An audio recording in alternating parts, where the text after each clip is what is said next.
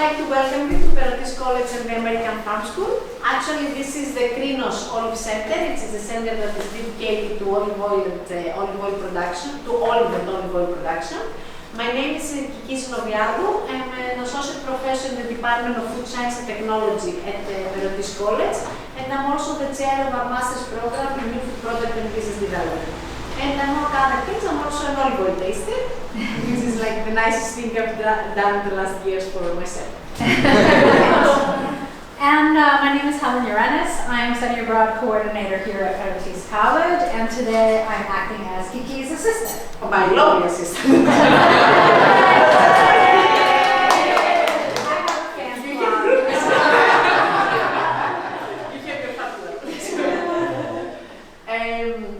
How many days have you spent in Greece already? 5. So for the ones that have spent 5 days already, I'm sure you will be able to answer my question.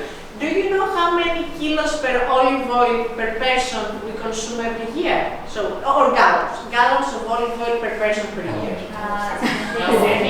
You can start by saying a lot. Yes. Probably you realize. 17 liters?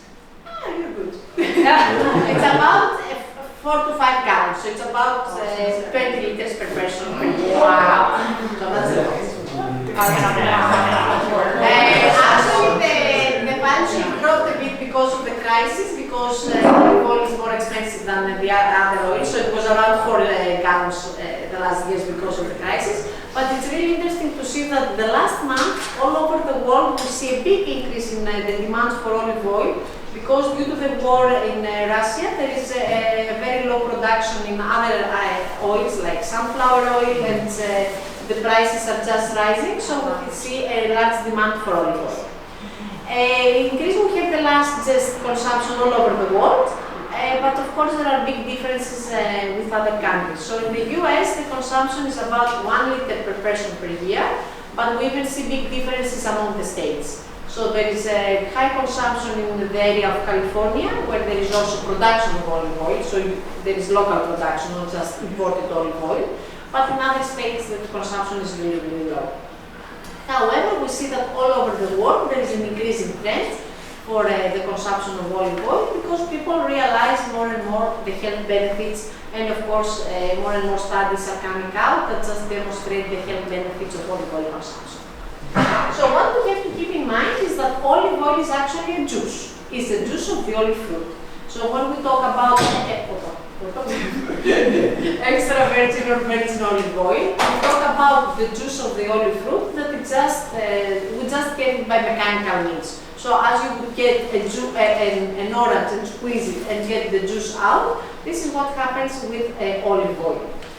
We know that it has been used, the olive tree itself has been a part of the history of Greece and the Mediterranean region, and actually there is evidence that the tree has been in this area for more than 50,000 years. So in the island of Santorini, which is an island that actually is on a volcano that exploded many, many years ago, in the lava they have found fossils of olive leaves that show us that the tree has been here for more than 50,000 years.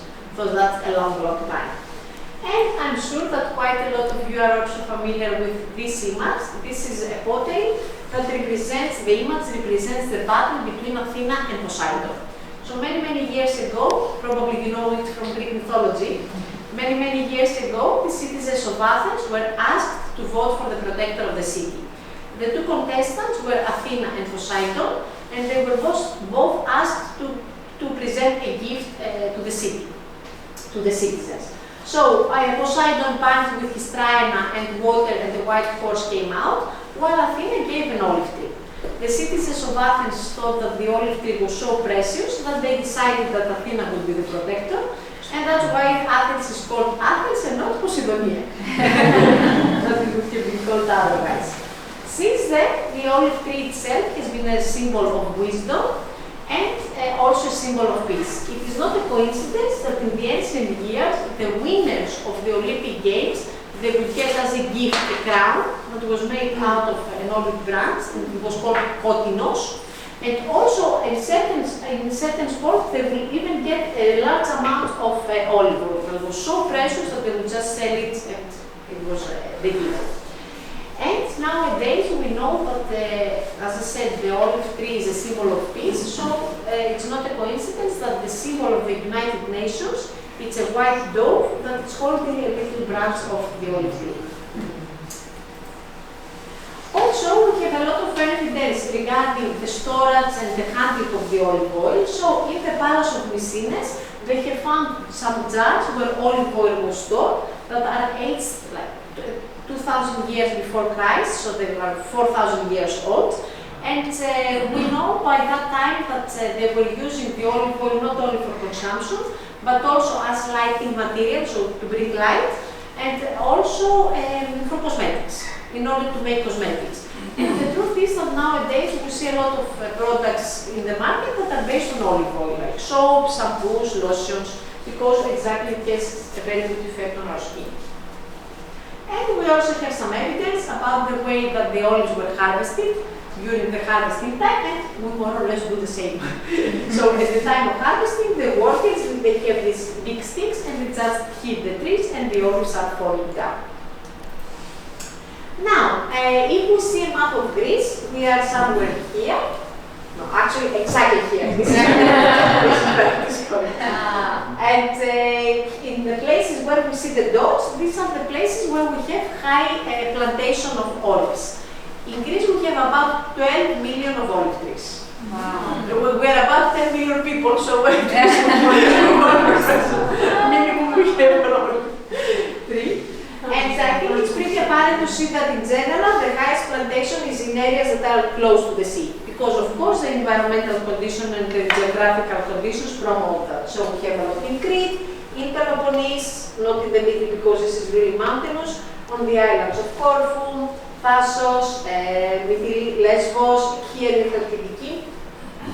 And despite the fact that there are about 100 different varieties, as a rule of thumb, we split the varieties in three major categories. So we have the really small olives, that they are mostly used for the production of olive oil, and the most characteristic variety is the variety of Koroneiki. This is a very popular variety that is actually very resistant to extreme weather conditions and also to diseases. That's why it has been exported all over the world, and we even have, even in California and in the US, this variety can be found. And then on the other hand, we have the really big olives that are mostly used for the production of table olives. The most characteristic variety that actually comes from our region is the variety of Chalkidiki. These are the big green olives that in most of the cases they are stuffed, so the pit is removed,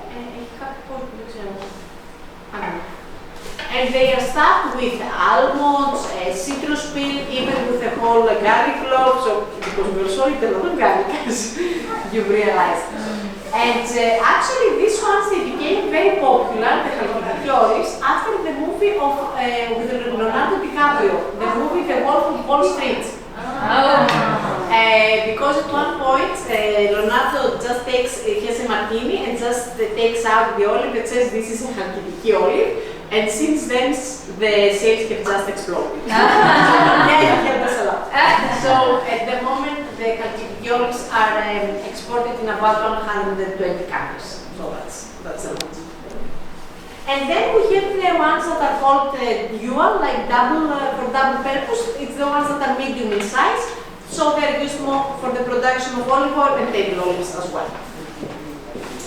Now, regarding the health benefits of olive oil, first of all, the important the important fact about olive oil is that in olive oil we have the best ratio of the so-called monounsaturated fatty acids. So out of all the fatty acids that are present, about 3/4 of the fatty acids are monounsaturated. And a lot of studies have shown that these are the ones that are mostly beneficial for our health. So actually these fatty acids lower down the bad cholesterol and decrease the good cholesterol. So that actually clean our veins and we do not have danger for strokes and other cardiovascular diseases. But apart from that, as I already mentioned, olive oil is a juice. So in that respect, it contains a lot of ingredients that are bioactive because they act as really, really good antioxidants. Among others, the most popular ones are the so-called phenols or polyphenols. Have you ever heard of that term? These are compounds with very, very high antioxidant activity. So that means that they get oxidized themselves, and in that sense our cells are protected from oxidation. And that's why consumption of olive oil can even prevent cancer. So really, really serious diseases. There is a great number of studies showing that. And actually olive oil is a product that has a health claim. So if you consume an olive oil that is high in phenols, just by consuming a spoon, the soup spoon, the big one, per day, we get the phenols that we need per day. So it's really, really helpful. Now, regarding the production, first of all, we have the harvesting, and that actually starts taking place around October. And all olives, apart from one variety which is called Lefkolia, that's totally white, it's like an albino variety, it has no pigments. All olives, they start as green, and as they get ripened, they get this very dark purple color. It's like the color of the eggplant, with this really, really dark purple color. The interesting thing though is that this does not take place simultaneously. So at the same time on the tree we can have some green olives and some really dark olives. Okay. If we harvest the olives when they are all green, we get the so-called early harvest olive oil. Maybe you've seen it in the market. It's an olive oil that is usually a bit more expensive because it has a lot of antioxidants and it's richer taste. It's really, really good for our health, but at the same time we get a low yield. That's why it is more expensive. But as a rule of thumb, the producers, they usually harvest when the olives are half green and half purple, so they get a good yield and a good quality at the same time.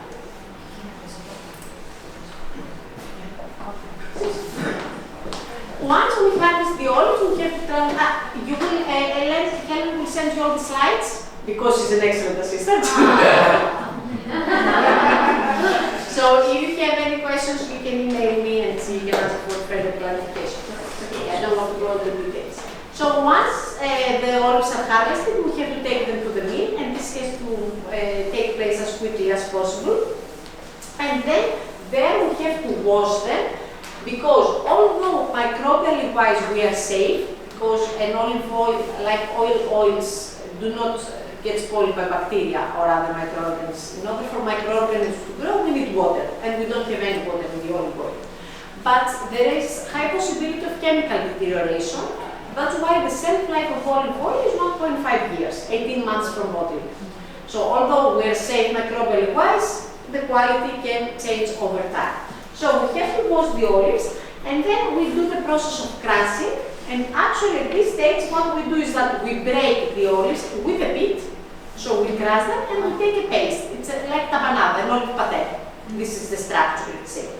In the past, this was done with these stone mills, and probably you've seen movies with the donkey working around, carrying the stone. Now it's done with metal crushers, so we have more efficient equipment. And then we go to the next part, my favorite part actually, which is the part of malaxation. At this point, we give to the olive paste a massage. So actually, we mix it.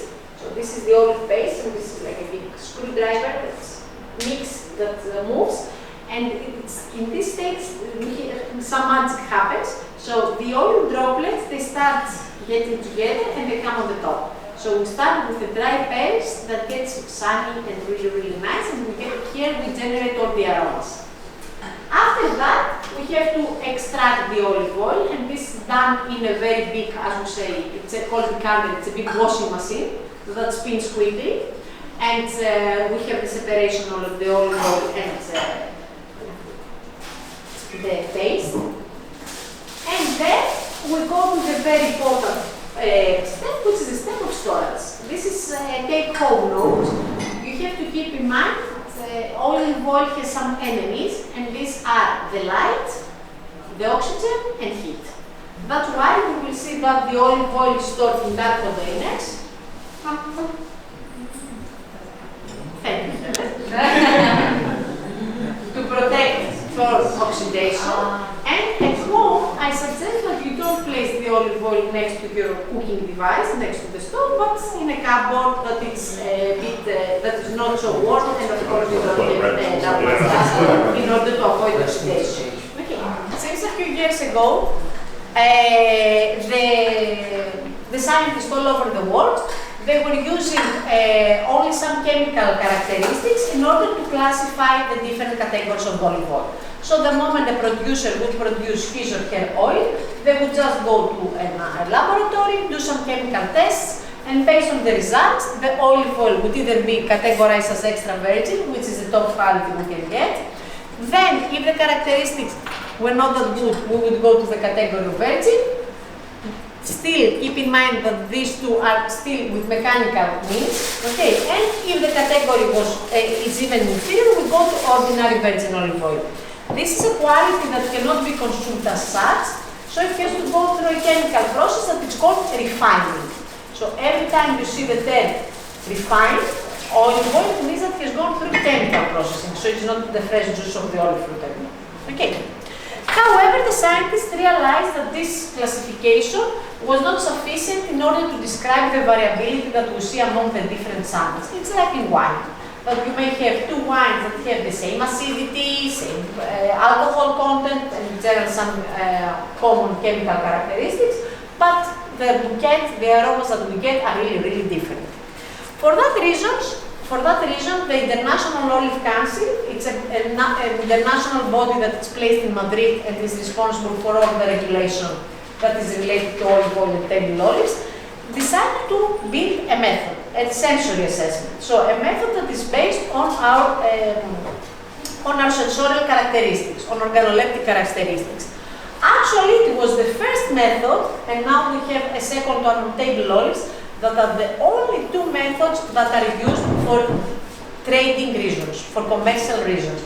They are as valid as chemical analysis, and actually nowadays, if you want to sell your olive oil, you need a certificate of chemical analysis and one also of the sensory analysis.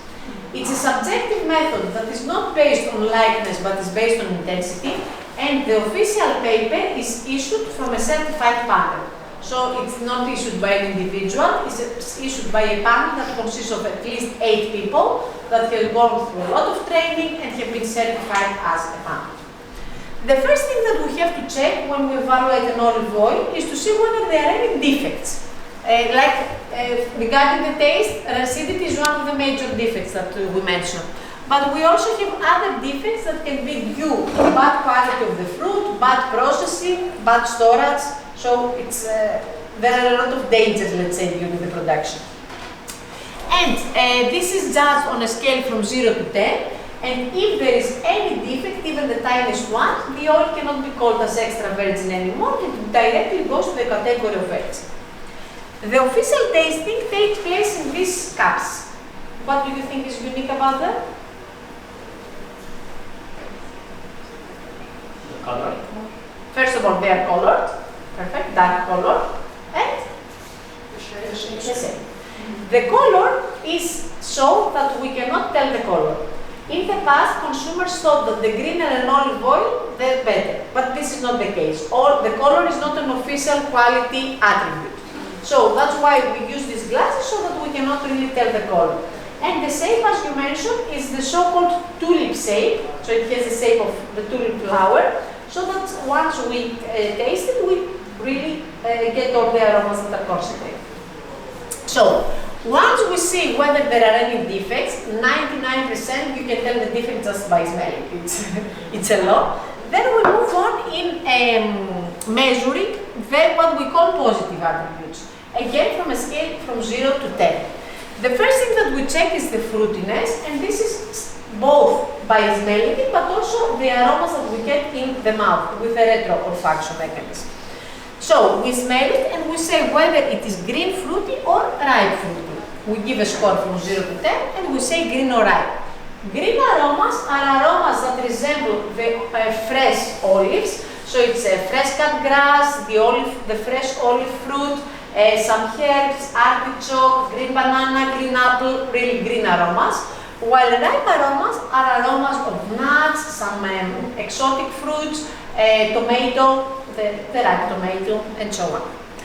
And then, once we smell it, we also take some in our mouth, we move it around, we also take some air, doing that, like in wine tasting, and we also evaluate bitterness and pungency. But we have, as I said, to be subjective. We do not do it based on likeness, but based on intensity. Okay?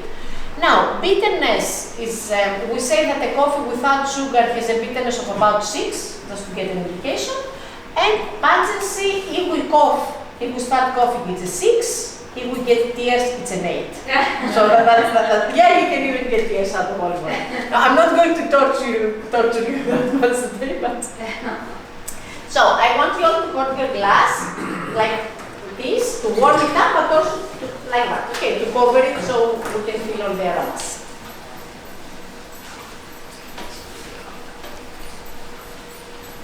And you can smell it.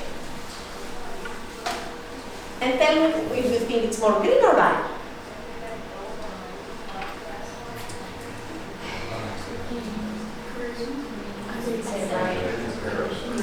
More green. It's more ripe in the mouth. It's fresh cut grass. A bit artichoke as well, so you can really feel green fruits. And then take some in your mouth, move it around, and take some air. And we also evaluate the bitterness and the pungency.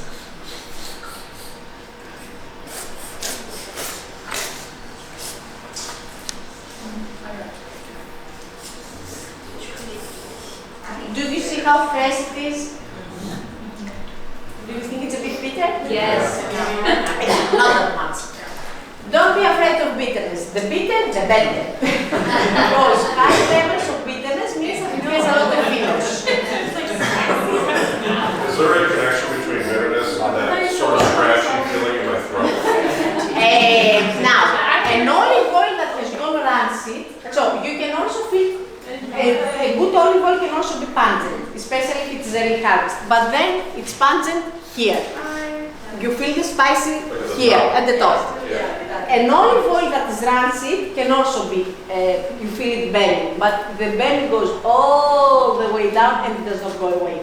This is how you separate. Like in some cases, you go and you buy some fries that have been fried in an oil that has been used I don't know how many times, but that's a bad belly that does not go away. The nice belly stays on top about 20 seconds, 30 seconds maximum. And you feel it as if you eat a chili pepper, like something spicy. It's pleasant, it's not, So this is how we tell it. This is not really bitter, it's just a bit. In the mouth it's a bit more ripe than the other one. And there's nothing there. And actually it is this one. It is from the island of Crete. It is made out of the variety I mentioned, Koroneiki, which is the most popular variety. You can find it in the airport as well. And I think it's a quite nice oil because it fits with everything. In olive oil now, we see a trend like in wine tasting with olive oil pairing. Because an olive oil that has a high score does not mean that it's much better than an olive oil that has a lower score. We have to keep in mind that each olive oil can be coupled with specific dishes. Actually, nowadays there are a lot of people working as olive oil sommeliers. So, like with wine pairing, they couple olive oils with different dishes. And the largest numbers of olive oil sommeliers, you will be surprised where they are in Japan. There is even, I'm surprised because it's not an olive oil producing country. But in Japan, we have the highest number of Michelin awarded restaurants, so people are really interested in culinary, and that's why there is even an olive oil sommelier association there. It's a very niche and new market for the olive oil world. And intense oils in general, they are better coupled with dishes that are more starchy, so like with boiled potatoes, pasta. But they are also excellent on top of meat. So if you just grill some meat without any seasoning, you put a few droplets of olive oil, and when the meat is warm, I know it's a difficult time, you just get all the aromas, and it's really, really nicely seasoned. So we can move to the second oil. Be prepared for a bit extra bitterness. I warn you.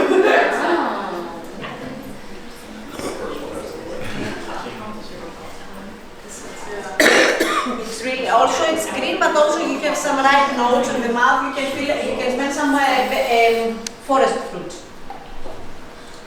like berries.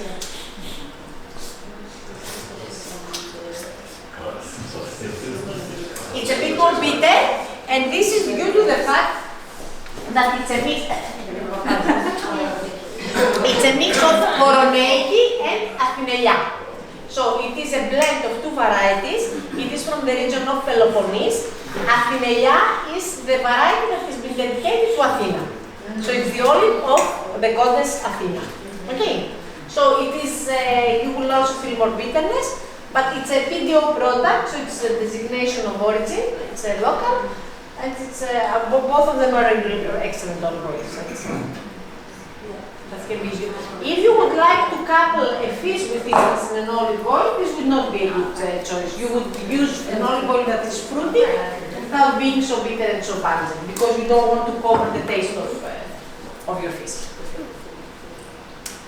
So that was. Because I think we're just on time for your, just on time. Perfect. Any questions, please? Yes.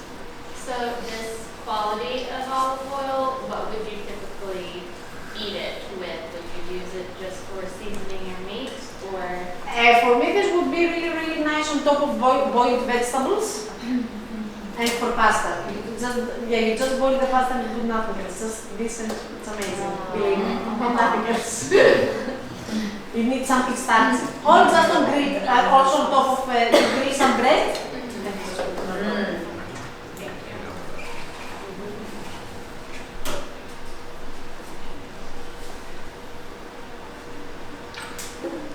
Yes, please. So when we go back home and we're looking on the grocery store shelves, tell us, like, these are the things to look for when we're picking out. Yeah, first of all, I mean, if you just see the bottle, it should be extra virgin. And then if you taste it, because there are also some olive bars, the qualities, the attributes you should check should be fruity, bitter, and pungent. But of course, for every person, you have your own personal taste. So some people like more intense oil, some people like more medium. But the most important thing as a consumer is to be able to detect if there are any defects. A defect is anything that, now what you tried both are really, really, correct, let's say, or everything is in place. If there is something that does not resemble an olive oil, then there is something wrong. Maybe you are not able to say if it is this defect or that one. It doesn't matter. As long as you see that there is something that should not be there, it's a defect. Kiki, I have a question. So in America, we find a lot of Italian olive oil, Spanish olive oil sometimes, not so often Greek olive oil. No, unfortunately. Yeah, so would we find different characteristics, or how would you kind of classify the kinds of olive oil that everybody here will probably find in the US? Now, first of all, in the US, like in all countries where olive oil is exported, we will also find a lot of lower quality. Okay, so we really have to go for the extra virgin. In the US, we really find a lot of Italian olive oil, and they say that this goes all the way back to the 20s, that Italians really managed to conquer the market and really bring olive oil. Unfortunately, we do not find a lot of Greek olive oil because in Greece we have a lot of production, but we do not have cooperatives. So we have a lot of small producers, but in order to enter the big markets, of course, we need larger production. That's why we have some difficulties in that. You will mostly find in deli shops, in smaller places. It's as long as it's an extra virgin olive oil, you always, no matter the country of origin, you will always find a way to use it and use it properly. And mostly, I would say, because I know that olive oil is quite expensive in the US, if you just want it for cooking, you can even go with the virgin olive oil, because with cooking, of course, with the heating, it's a bit destroyed. But save the extra virgin for raw consumption, so on top of your salads, or just to eat it, not that's not heat that you put it on top. The kinds of olive oil that we're trying